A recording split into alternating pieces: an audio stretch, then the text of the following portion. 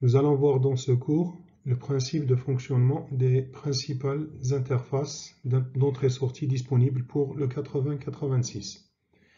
Nous allons voir dans un premier temps quelques définitions, les notions d'adressage et de gestion des entrées-sorties par le 8086 et nous passerons ensuite en revue les différentes interfaces qui sont l'interface parallèle, l'interface série, le timer et enfin le contrôleur d'interruption. Nous allons commencer ici par rappeler quelques définitions qui ont relation avec les entrées-sorties.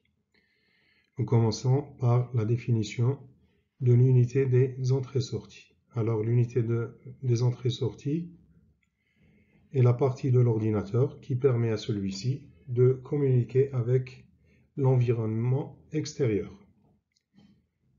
Elle est constituée par un ensemble d'interfaces d'entrée-sortie. Une interface d'entrée-sortie permet de relier un ordinateur à un périphérique ou circuit d'entrée-sortie. Les circuits d'entrée-sortie ou bien les éléments d'entrée-sortie ont en général des signaux qui sont différents de ceux de l'ordinateur. Alors, le rôle de l'interface d'entrée-sortie permet d'adapter les signaux de l'ordinateur ou bien du microprocesseur à ceux des circuits d'entrée-sortie.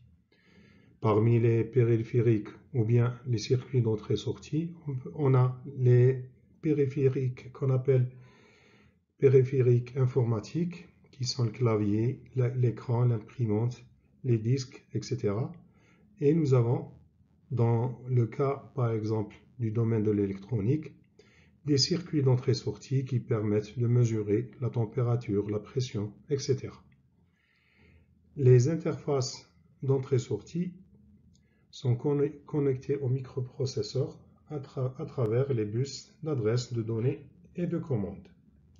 Les points de jonction entre les interfaces et les périphériques sont appelés ports d'entrée-sortie. Dans un ordinateur, cette définition est une définition clé. Dans un ordinateur, chaque élément possède une adresse qui lui est propre. Les circuits d'entrée-sortie sont alors vus par le microprocesseur comme les cases mémoire et chacun des circuits d'entrée-sortie peut avoir une ou plusieurs adresses. Ces adresses correspondent en général à des registres soit de configuration, soit des registres de données ou bien des registres d'état. Le microprocesseur 8086 utilise le principe de l'adressage indépendant pour la gestion de l'espace des entrées-sorties. Nous rappelons que l'adressage indépendant consiste à avoir tout l'espace d'adressage disponible pour la mémoire centrale et créer un espace propre aux entrées-sorties. Dans ce cas, l'ensemble des adresses des ports d'entrée-sortie sont identiques à certaines adresses de la mémoire. Le 8086 dispose d'un espace pour les entrées-sorties de 64 kilooctets. Les adresses de 0 jusqu'à 4 fois F en hexadécimal sont donc communes à la mémoire centrale et aux entrées-sorties. Alors le fait qu'il y ait des adresses communes entre la mémoire et les ports d'entrée-sortie, ceci exige l'existence d'un signal parmi les signaux du microprocesseur afin qu'on puisse l'utiliser pour faire la distinction entre ces adresses communes.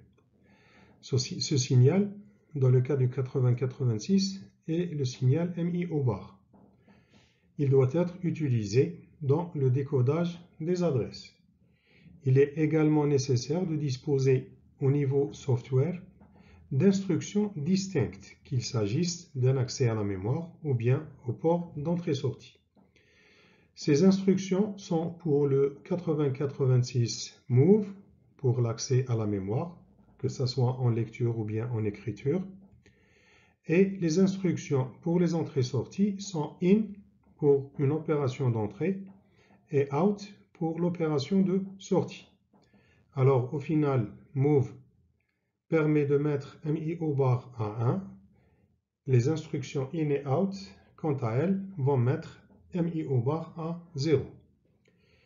Les adresses dans les instructions in et out peuvent être soit sur 8 bits, soit sur 16 bits.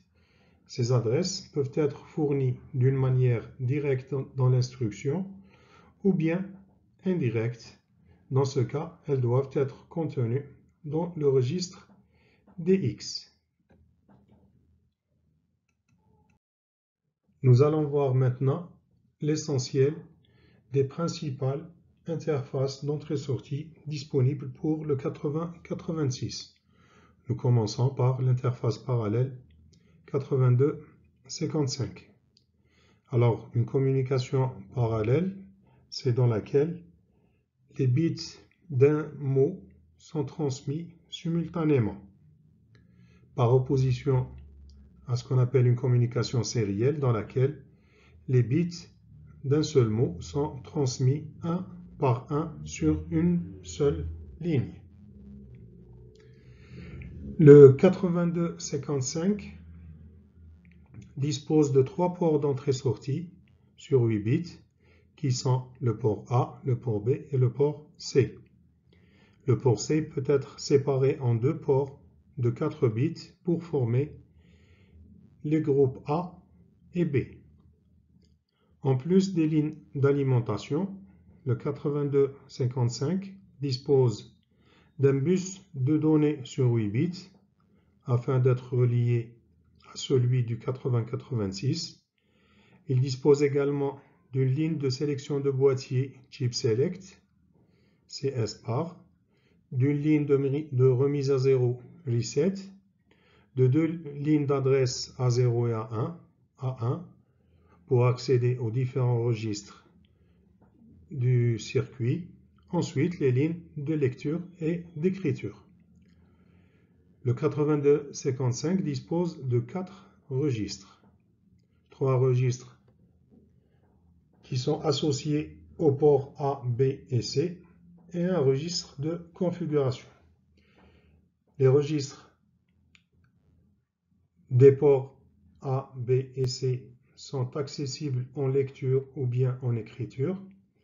Le registre de configuration n'est accessible qu'en écriture uniquement.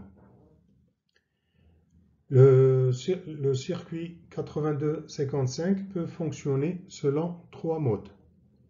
Le mode 0, c'est le cas de port d'entrée-sortie de base. Le mode 1, où 2 groupes qui sont le groupe A et B qui sont définis. Le port A avec la partie haute du port C forme le groupe A et le port B avec la partie basse du port C forme le groupe B. Ces 2 groupes peuvent être configurés en entrée ou bien en sortie. Les ports A et B sont utilisés pour la communication des données. Les 4 bits du registre C sont utilisés pour le contrôle de la communication. Le 3e mode disponible est le mode 2. Il permet de réaliser sur le port A une communication bidirectionnelle sur 8 bits.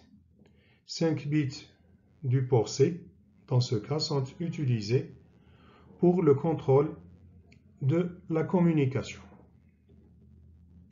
Pour relier l'interface parallèle 8255 au microprocesseur 8086, il faut dans un premier temps faire le choix de la connexion du bus de données D0, D7 du 8255, soit à la partie basse D0, D7 du bus de données du 8086, ou bien à la partie haute du bus de données, donc D8 jusqu'à D15. Le fait de choisir la partie basse ou bien la partie haute du bus de données, on devra utiliser dans le décodage d'adresse soit A0 ou bien BHE bar. A0 doit être utilisé dans le décodage dans le cas de l'utilisation de D0 à D7. Dans ce cas, les adresses du 8255 vont être toutes paires. Dans le cas de l'utilisation de BHE bar dans le décodage d'adresse et de D8 à D15 pour la liaison entre le bus de données, dans ce cas-ci, les adresses vont être toutes impaires. Nous devons également utiliser MIO bar à l'état bas dans le décodage des adresses. Le reste des lignes d'adresse de A3 jusqu'à A15 vont être utilisées pour le décodage des adresses. Bien évidemment, les lignes de A16 jusqu'à A19 du 80-86 ne vont pas être utilisées puisque les ports d'entrée-sortie ont des adresses sur 16 bits uniquement. Nous avons un espace pour les entrées-sorties de 64 kilo-octets. Alors les lignes de A3 jusqu'à A15, elles permettent de choisir ce qu'on appelle l'adresse de base du circuit 8255. Cette adresse de base correspond à la configuration où A1 et A2 sont toutes les deux égales à 0. Dans ce cas-ci, il s'agit de l'adresse du port A. Pour la combinaison A2 égale à 0 et A1 égale à 1, nous avons accès au port B. Son adresse sera donc 302, dans le cas où l'adresse de base est 300. Si on utilise ensuite pour A2 égale à 1 et A1 égale à 0, là on va accéder au port C qui va avoir comme adresse 304. Le registre de commande ou bien le registre de configuration aura pour adresse l'adresse 306. Il correspond à la combinaison A2 égale à 1 et A1 égale à 1. Alors dans cet exemple, nous avons une adresse paire ou bien des adresses paires 300, 302, 304 et 306. Alors ceci exige la connexion sur le bus de données D0, D7 du 86. Et également, il faut inclure A0 et non pas PHE bar dans le décodage d'adresse. Dans ce cas, la sortie Y du circuit de décodage d'adresse aura pour équation l'équation qui figure ici.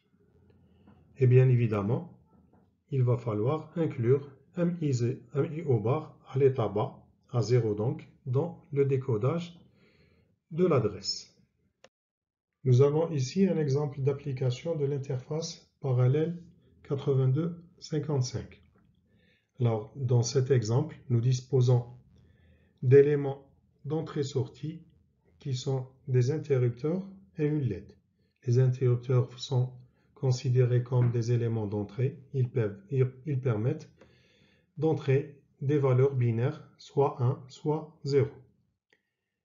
La LED, quant à elle, permet d'afficher un résultat, soit à 1 lorsqu'elle est allumée ou bien à 0 lorsqu'elle est éteinte. Alors, pour faire la liaison du 82-55 au 80-86, il va falloir dans un premier temps choisir entre l'utilisation du bus de données DE0 à D7 ou bien de D8 à D15. Dans cet exemple-là, on relie D0 D7 du 82-55 à D0 D7 du 80-86. Alors, ceci exige d'utiliser A0 dans le décodage, ce qui est fait ici. Ensuite, MIO bar doit figurer également dans le décodage. Les lignes A0, A1 sont reliées à A1 et A2 du 80-86. Et les lignes de A3 jusqu'à A15 vont me permettre de fixer l'adresse de base. Ici, nous avons une adresse de base qui est égale à 300. Donc, nous avons l'équation du circuit de décodage Y qui est donnée par l'équation notée ici. Alors, du côté programmation, on note qu'on peut définir des constantes dans la programmation en assembleur. Par exemple, ici, la constante 300, on va lui donner comme nom port A. Port B va correspondre à la constante 302, ainsi de suite. Dans le programme, on devra faire une étape d'initialisation des différents ports d'entrée-sortie. Ensuite, une étape de lecture de l'état des interrupteurs. Ensuite, une étape pour envoyer le résultat sur la ligne de sortie. Tout ceci, on peut le faire en boucle infinie. Par exemple ici, on commence par l'initialisation des différents ports. On va initialiser le port A en entrée et le port B en sortie. Donc à partir de là, on va configurer le registre de contrôle à la valeur 90 hexadécimale. Les trois instructions ici, move dx control, donc ici nous allons mettre la valeur de l'adresse du registre contrôle dans le registre dx. Ensuite, move al 90h, nous allons envoyer la valeur 90h dans le registre al.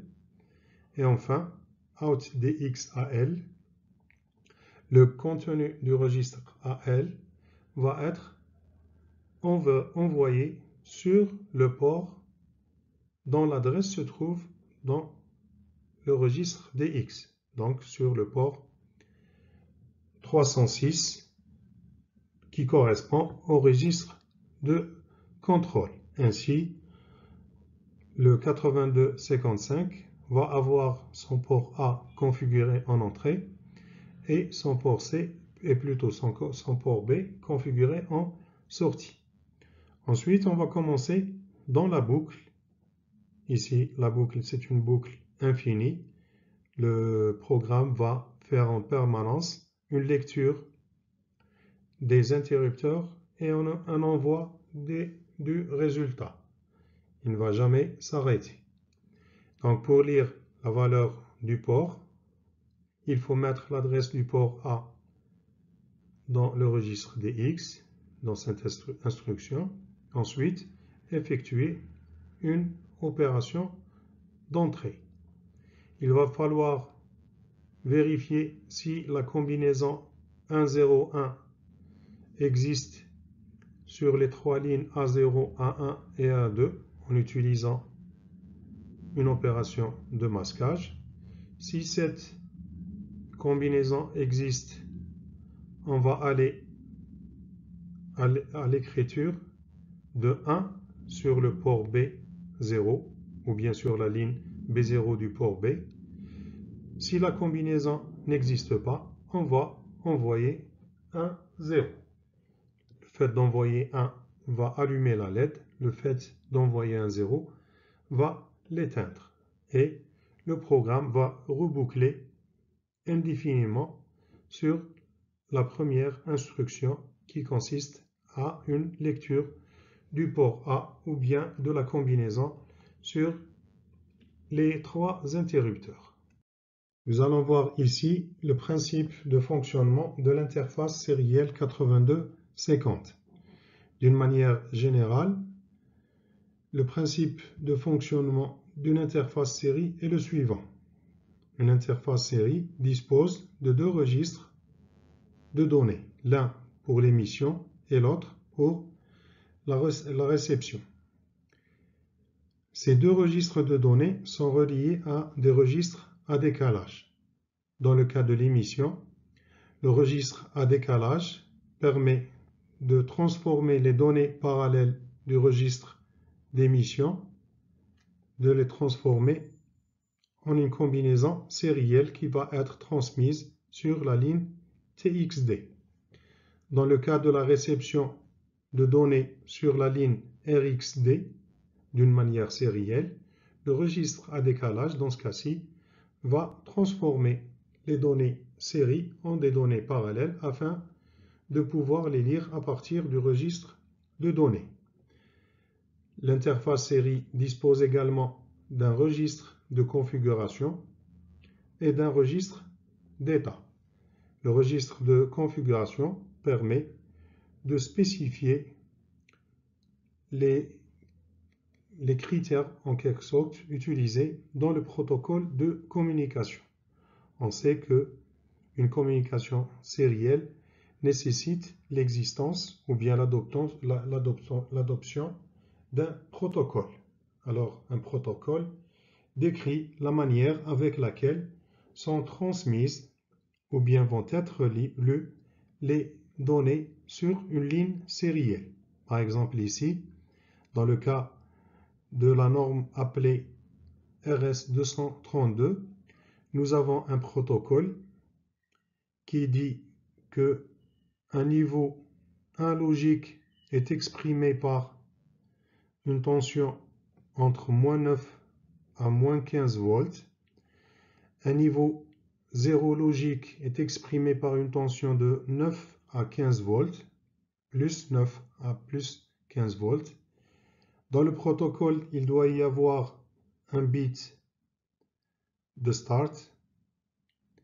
Ensuite, les bits de données, un bit de parité et un ou bien deux bits de stop. Toutes ces données-là, ou bien tout ce protocole-là, va permettre la synchronisation entre l'émetteur et le récepteur. Le circuit PIT 8254 est une interface constituée par 3 compteurs timers programmables. Ils permettent de réaliser des fonctions de comptage ou bien des fonctions de synchronisation. Ces timers peuvent être utilisés comme compteurs d'événements ou bien pour générer des délais de temporisation, des signaux périodiques ou bien des impulsions à durée programmable. La connexion de ce circuit à un 8086 doit se faire soit en utilisant le bus de données D8, D15 ou bien la partie du bus de données D0, D7. Ceci en fonction que l'on veuille attribuer des adresses impaires ou bien paires au circuit 8254. Les lignes de lecture et d'écriture sont également connectées à celles du 8086, ainsi que les lignes d'adresse. La ligne Chip Select, quant à elle, doit recevoir la sortie du circuit de décodage d'adresse. Chaque compteur possède une ligne d'entrée d'horloge, une sortie et une ligne de commande gate. Les lignes A0 et A1 du 8254 doivent être reliées aux lignes A1 et A2 du 8086. Elles permettent l'accès à l'un des trois registres des compteurs ou bien au registre de configuration. Le circuit 8254 peut fonctionner selon plusieurs modes, parmi lesquels le mode M0 qui permet de générer des délais de temporisation. Dans ce cas, une valeur est déterminée par le programmeur en fonction de la fréquence de l'horloge. Cette valeur est chargée sur le compteur. Celui-ci est décrémenté par l'horloge jusqu'à atteindre la valeur 0. Là, une interruption est générée pour dire que le délai de temporisation est terminé. Dans le mode 1, le même principe de fonctionnement est utilisé, mais cette fois-ci pour générer une impulsion sur la sortie out du compteur. Dans le mode 2, le registre du compteur est utilisé comme diviseur de fréquence pour le signal de l'horloge clock. Le mode 3 permet de générer un signal carré. Dans ce cas, une valeur est chargée sur le compteur. Elle est décrémentée jusqu'à atteindre 0, puis elle est rechargée automatiquement pour générer une nouvelle période du signal carré. Dans les modes 4 et 5, le compteur est utilisé comme compteur d'événements qui peut être synchronisé soit par programme, soit par un signal sur la ligne gate.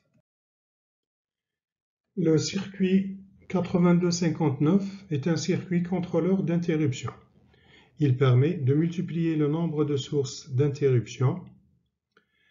On sait que dans un microprocesseur 8086, il n'existe que deux lignes d'interruption, la ligne INTR et la ligne NMI. Le 8259 peut donc multiplier le nombre de sources d'interruption qui peuvent être alors connectées au 8086. Son rôle, le rôle du contrôleur d'interruption, est de générer la demande d'interruption et d'envoyer un code ou bien un numéro qui est appelé numéro d'interruption qui va permettre d'identifier la source de l'interruption. Dans le cas où il y a plusieurs demandes d'interruption, le 8259 va gérer ces demandes en attribuant une priorité à chacune d'elles. Dans ce cas-ci, c'est la demande du circuit qui est le plus prioritaire qui va être servi en premier. Un 8259 peut connecter 8 circuits d'entrée-sortie. Ce nombre peut être augmenté en utilisant plusieurs circuits en cascade.